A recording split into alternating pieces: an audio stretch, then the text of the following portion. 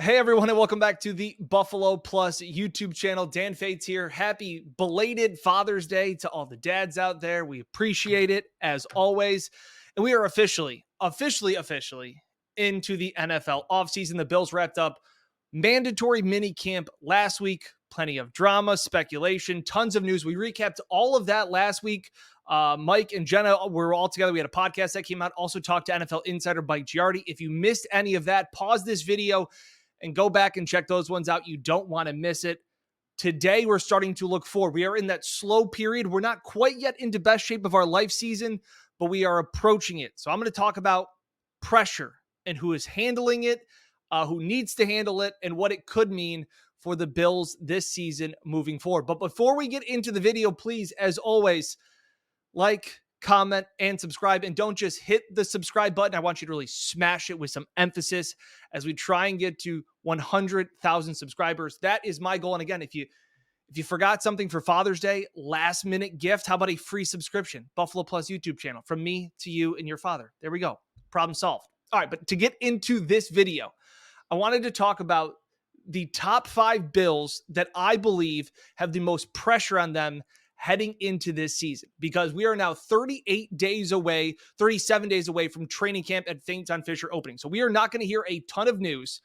So this is where we produce content that is engaging, that we want to hear your reaction to. So I'm going to give you my top 5 players, position groups, members of the team that are under the most pressure heading into next season. Now, this is all kind of subjective. We're continuing to hear reports about the Stephon Diggs drama, whether or not Sean McDermott's on the hot seat. Like, I don't think any of those things are actually have too much meat on the bone or actually that much substance to them. But again, I think everybody would agree that there is more pressure maybe than usual heading into this season, because it does seem like that championship window is narrowing. And I understand that there are still plenty more years left. There's still Josh Allen. I still don't believe in the salary cap, but I think there are things that factor into pressure this season, heading into Fisher, heading into week 1, heading into the playoffs, and expectations. So starting off the list at number 5, I will go with the quarterback, Josh Allen. Look, he is still the golden boy of Buffalo. There is no question about that. But accomplishment-wise, his resume on the field, there is no question that he is one of the best players in the league, one of the best quarterbacks. He is top 3 in the league. There is no question about that. But when you start to look at accomplishments, what is on his resume, he's starting to fall behind some of the other younger quarterbacks. And in that sense, I mean, look at it. Look, we know he's behind Mahomes and all that he's accomplished. But now he's behind Burrow. Burrow's been to a Super Bowl. He's been to 2 AFC championship games. Like, those factor in. Josh has only been to 1 AFC championship game. And now Jalen Hurts has surpassed Allen in Super Bowl appearances and MVPs. That is where Josh Allen needs to prove that he is that guy that can ascend. I believe he is still one of the most talented players. This has nothing to do with Madden cover drama. This has the sense of, can Josh Allen this year take that next step? First, it's a step of becoming that guy. But again, he did have a lot of turnovers last season. The offense did struggle at times. He did battle injury. All of those things are fair.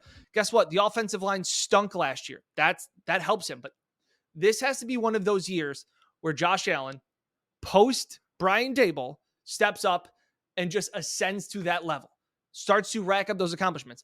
I agree that sometimes some of these storylines, they're kind of media driven. I get it. We always need a storyline with MVPs and all of those things. But looking at the nuts and bolts of it, Josh Allen is now in that he's ahead of Justin Herbert, but he hasn't cracked accomplishment-wise what Mahomes, Burrow, and Hurts have accomplished. So I do believe there is some pressure on him. And for everybody that still wants to know, or maybe people that are burned out from all the Diggs drama, there will be hints of a lot of it in a lot of these other people that are feeling pressure. I don't think there's any pressure on Stephon Diggs this season. He is not on my top 5. He's not an honorable mention. But I do believe that Josh's play directly correlates to Stephon Diggs and his happiness as the number 1 wide receiver. That just kind of comes with the territory. So Josh has pressure with what is transpired this offseason of Diggs being unhappy for whatever reason The new thing out there, Boston Globe, Ben Volen is saying that, Diggs wanted more touches. That's kind of tough. And you want to know what? Josh Allen is doing everything that he can. And I go back to earlier this offseason, and maybe we thought it was more off the field. But remember when Josh Allen said, I've never been more focused on football in my life. I've never been more determined. We all kind of speculated who that was possibly talking to, but maybe it was Stefon Diggs. Maybe he was saying, like, look, dude, I'm back. I am more focused this year. Things aren't as easy without Brian Daboll, and we got to get things right. So Josh will put that pressure on himself and will acknowledge, while nobody can put more pressure on him outside the building, I think he acknowledges the pressure that lies on his shoulders heading into this season. That's why he is at number 5. At number 4, another guy that kind of fits into this a little bit, kind of catches strays from this Diggs drama, is Gabe Davis. This is nothing new.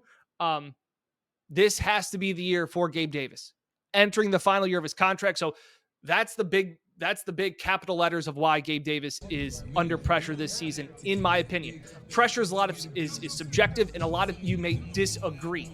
But Gabe Davis has been was inconsistent last year. So coming out into this season, last year he was given the keys and the chance to be that guy. And yes, he had an ankle injury. And yes, it may have been worse than we were led on to believe from what we are hearing from Brandon Beane and Sean McDermott this offseason of how bad that ankle really was. If the ankle's healed, this is time. Okay? Whether that, and also maybe there's a little bit of that Diggs being upset that you're not throwing my way and Gabe's not producing. And if Stefon has Gabe's back like he always does and believes that he's the number 1 guy, it is time to step up. Entering a contract year, this is not only salary-wise, this is the basis of the Bills' offense, is that somebody has to take pressure off of Stefon Diggs. And especially in playoff games, defenses especially can take away number 1 wide receivers. That is what they do. And you need another guy that can hurt defenses. And we have seen Gabe do it. Go back to the Kansas City game, right? 4 touchdowns, 200 plus yards. We need to see that more on a consistent level. And I'm not talking about 100 yards a game, but Gabe has to be a 7 catches for 75 yards kind of guy this year to get this Bills offense back on track, to help Josh Allen relieve some of the pressure off him and everybody else. Look, I think Dalton Kincaid hopefully becomes part of that, but he's a rookie tight end. And if you look at the track record for rookie tight ends, it's not that great. So there needs to be a step up for Gabe Davis. And he can. I'm not sitting here. I know everybody thinks that I root against Gabe Davis. Farthest thing from the truth. Farthest thing from the truth. But this is the time that he has to prove it going into his 4th season of being that guy. A consistent, reliable piece for the Bills offense, especially going to a contract year of where he's going to play next year. This is a big part of it. Number 3, how about the entire Bills defensive line? All of them. Every single one of them. And this, Brandon Beane didn't crack my honorable mention of Bills that are under pressure, but this is kind of his baby in this one. Defensive line has been an issue, and I don't know what we're going to expect from Von Miller. Von expects his target is to play week 1, and that is great. And I think that's the hope. But as we have seen from Trey White, different circumstance, first ACL injury, but Von even talked about it at his minicamp, at the end of minicamp, saying that it usually takes about 2 years to get back to the pass rusher. He has transitioned, he calls, from the rehab warrior to now getting back to a pass rusher. And if he is not 100%, that falls on even more pressure for this Bills defensive line. After Von went down, the Bills didn't have a single player in the top 40 of pass rush win rate after Von Miller went down. That is a massive red flag. Part of that is on Brandon Beane about the draft capital that he has spent on this defensive line. They need to step up. AJ Epinesa, Boogie Basham, even Greg Rousseau. And then you add in Leonard Floyd. Leonard Floyd's on a 1-year deal, so he's similar to Gabe Davis. They have to perform. Ed Oliver just got an extension. You need to perform. Brandon Beane has made a lot of moves to improve this defensive line. But at some point, it's just got to happen. There's always this thought, and I love Von, his optimism, and that he's constantly a cheerleader for all of his teammates, saying that, Greg Rousseau's, grown to 10 feet now. But for everybody else that in Buffalo that's also a Sabres fan to another respect that can understand this analogy, Tage Thompson had all of the skills to be a great NHL forward. And when I sat down and talked to them last year, he said Don Granato was one of the biggest proponents that you were going to be great. But then he said, it's got to be now. Like, this can't be you're going to lose your job. You're going to lose your team. I'm going to lose my job. We need to be better. So for guys like AJ Epinesa and Boogie Basham and Greg Rousseau, who I'm sure will all come in best shape of their life season when that time comes, it is put up or shut up, because they continue to bring back one-year guys. You brought back Shaq Lawson. You brought back Jordan Phillips. These guys need to produce this year, not next year. It's this year. I think the entire defensive line is under a massive amount of pressure because of the draft capital that Brandon Beane has put into it and the pressure that not only mounts on them individually. So I don't expect Vaughn to be the Vaughn that we saw pre-ACL. I think he will still be really, really good. But I think it's unrealistic as a guy that once said ACL tears are like oil changes. Hand up. As you know, I was very much wrong about that. So I have my reservations about what type of Vaughn we will see. So everybody else around him collectively has to rise up. That's why I have the entire defensive line at number 3 heading into this offseason. And now the final two. And guess what? The final two, they're not players. They are coaches. And at number 2, I have Sean McDermott. There is a lot of things that go into being a head coach, and it is very difficult. And Sean McDermott has done an unbelievable job of building a culture in Buffalo. It started all the way back. I will never forget it in 2017 when the drought ended. And I remember that training camp. There was all this talk of kumbaya and these campfire talks and at training camp. You know, we talk about each other and we care about each other and we love one another, and that's what we're going to do. And I remember thinking all of it was stupid. And I remember thinking, do you know what wins football games? It's talent. And I always made the comparison that the Patriots didn't have choir boys in their locker room when they were a dynasty for 2 decades. Clearly they didn't. But guess what? I was wrong. And the Sean McDermott culture has bled from off the field to on the field. And they have built an area and a franchise and a program that players want to come and be a part of. But that brings me to my point of where there's this level of concern, because for a while, Sean McDermott has made the playoffs in 2017, snapped the drought. That gave him a longer leash for when the rebuild started in 2018. And then they were probably ahead of schedule in 2019 when they made the playoffs. And since then, now the goalpost has moved back, and Sean McDermott, I'm not saying Sean McDermott is in the hot seat. That's not what I'm saying. I'm saying that there are things that are continuing to add up where a head coach who has gotten and deserved a lot of praise for what he has built. There's no more Leslie Frazier. There's no more Brian Daboll. And now you're calling plays defensively. There is not going to be a whole lot of places for Sean McDermott to look and point the finger at a coach or a side of the ball and say, you need to be better. This is on Sean McDermott. This is a massive step for him. And going back to the culture point, I sat down and I covered a lot of the Amherst, the Rochester Americans, the Sabres AHL affiliate. And head coach Seth Appert is phenomenal to listen to. If you ever get a chance, and I know if there's a viewer outside of here that doesn't know what the hell I'm talking about, Seth Appert is just a phenomenal coach. Great. He's got a PR degree. He's amazing at the microphone. And I remember I talked to him one time, and I talked to him about the culture and how he had turned around the struggling Rochester Americans franchise and their fan base into what it is now, where they had sold out pretty much every single playoff game.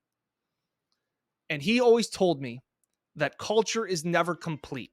And the second that you think it is, you're in trouble.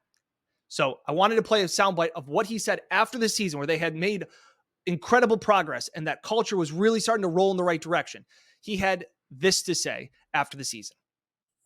That's just a proving ground, and it's a big proving ground, and it's on the biggest stage. So it is important.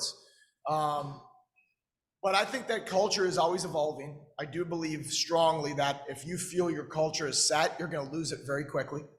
And you have to fight for it every single day. And you have to be very intentional about how you go about it. The decisions you make, the things I say to my players, the things I say to my staff, how we speak to each other, how we treat each other, who we sign this offseason to be culture drivers for our young players. All of those things are very important factors in creating the culture that we've been able to fight for here, which is, I mean, you guys have seen it. It's been very positive. It's a place the guys love being. It's competitive as heck. It's a place they come to work and get better every day, but they love each other and they support each other at the same time. And it's not easy to create, and we don't take it for granted. And we're going to be very intentional with all of our decisions moving forward to make sure we keep fighting for it. Yeah, culture is constantly being worked. And the second that you have it figured out, you lose it. And I guess I look at some of what the Bills have done over this recently. And when you heard Seth Appert say, the guys that we bring in, the way that we talk to our players, the way that we instill messages, all of those things factor in. And if Stefon Diggs, this is unlike Sean McDermott, and unlike a Sean McDermott team that we have seen in Buffalo this entire time. The fact that there is drama that has bled from on the field to off the field, the fact that there are having to make PR statements, this is not the culture that Sean McDermott has built. And as more players come in and as more players want to be here, you constantly have to rework it to back when it was 2017, when Sean McDermott was starting over from scratch. And Sean talked about that before. You can't just start back in the playoffs in week 1 or in minicamp or in OTAs. You have to be continuously working and climbing the mountain. Yeah, maybe you don't start all the way down at base, at ground floor, but you got to start higher up. And the expectations rise with that mountain, and things need to be worked out because right now the culture seems to be showing cracks in the foundation. And that is why I have Sean McDermott as the second bill with the most pressure on them heading into this next season. There is a big expectation on Sean McDermott stepping up to reiterate what has transpired this offseason with Stefon Diggs and Josh Allen and all of these things, that I'm going to right the ship and that I'm going to do it with my own defense, and I'm going to put my fingerprints all over this defense. So that's why I feel like, again, Sean's not in the hot seat. He's not in the case to be fired. He's one of the best, I'd argue, one of the best 10 coaches in the NFL. You could probably make an argument 7, 8, okay? But he has a lot of pressure on himself to prove and find success in the postseason. Because for a while, he's been able to say, 13 seconds, this, that, this. This year, I think it's a lot on Sean. And that's how it goes. And finally, at number 1, nobody has more pressure on them than Ken Dorsey this year. It is no secret that I have been apprehensive about him getting the keys to the Ferrari that is the Bills offense with Josh Allen, and this thought that he's still got to figure it out. This isn't a rebuild. This is not a rebuilding team that has all of this time to figure it out, and that you could go through some of the struggles that Brian Daboll had when he originally got to Buffalo. That's not it. Brian Daboll did a lot of the hard work and handed over a nearly finished product to you, Ken Dorsey. And Sean McDermott didn't seem satisfied with the offensive line and things like that. That's fine. But you now have a full off season as an OC. You're not a rookie OC, despite it still blows my mind that when they hired him, they knew he had no experience, but they thought that was a pro because he had been in, they thought that was an advantage because he had been in the system, and it was supposed to be a seamless transition, and it was anything but. Ken Dorsey struggled. And I don't, again, want to hear anybody, box score scouts, looking at this team saying, look at what they still had more yards, more first downs, same amount of points as the year before. It wasn't the same. And if you don't believe me, why is Stefon Diggs upset? If you don't believe me, how come we're dealing with drama? Okay, I'm not saying that specifically Stefon Diggs is mad at Ken Dorsey. I think he's mad at the situation. So there is nobody that has more pressure. And again, I remember being there at that playoff game against Cincinnati, and I told people, and I thought it was a little bit crazy, and I thought it was a little bit hot takey.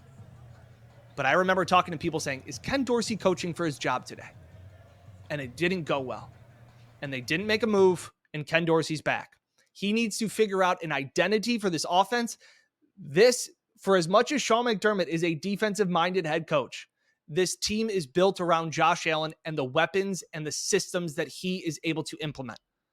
You can't just say, here, Josh, here's the ball, go be a hero. That's not how this works. So Ken Dorsey needs to figure it out. I said Sean McDermott's not on the hot seat because the Bills can lose. And even if the offense isn't great, I think Sean can still go deep. Our offense wasn't great. Sorry, Ken. I think Ken Dorsey is on the hot seat. I think there do need to be adjustments made. And I think if he can do it, we have heard ringing endorsements for Ken Dorsey. But when he got up at minicamp and said, we're still trying to find the identity of this offense, that scared me. So, in conclusion, nobody has more pressure on them than Ken Dorsey to get it right, because last year didn't go well, especially the way it ended at the end of the season, especially the drama that has flowed over from Cincinnati, from Stephon Diggs and the sidelines to where we are right now on June 19th. There's 37 days until training camp. All of these things can be ironed out. And all of these guys, I'm not saying any of these guys that I listed will cave under the pressure. I'm just stating the fact that, in my opinion, they have the most pressure out of anybody. Honorable mention, the Bills' offensive line. It stunk last year. It stunk against Cincinnati in the playoffs. They need to be better. Both tackles, figuring out what to do at guard, a lot of pressure on that. That is part of the Josh Allen pressure as well. Giving him the pieces that he needs. Did he do it? Did Brandon Beane do it? Guess we'll just have to wait and see. I want you to think about that quote from Seth Appert talking about how culture is continuously being worked on. And the second that you think you have culture figured out, you don't. And you lose it. So again, that's why, honestly, I have the Bills, the two Bills with the most pressure are coaches, because they are in charge of building that culture on a day-to-day basis. So let me know in the comments who you think your top 5 of players or coaches or defensive or sides of, position groups that are under the most pressure heading into this next upcoming Bills season. Maybe I'm wrong. Maybe I'm right. We will just have to wait and see. But again, like, comment, and subscribe. We really appreciate it so much. Tons more videos that will be coming out throughout the rest of the offseason. We will not take any breaks. Another podcast will be coming out Wednesday. And again, if you didn't listen to Mike Giardi joining the pod last week, wrapping up minicamp, the Stephon Diggs drama, I really suggest you do it. Again, happy belated Father's Day to all the dads out there. Like, comment, and subscribe. Check out the BuffaloPlusStore.com. All the merch. Tons of good stuff there. Again, belated Father's Day gift. You can still do it. We got you. Again, thanks again for watching. I'm Dan Fates. We'll catch you here next time on the Buffalo Plus YouTube channel.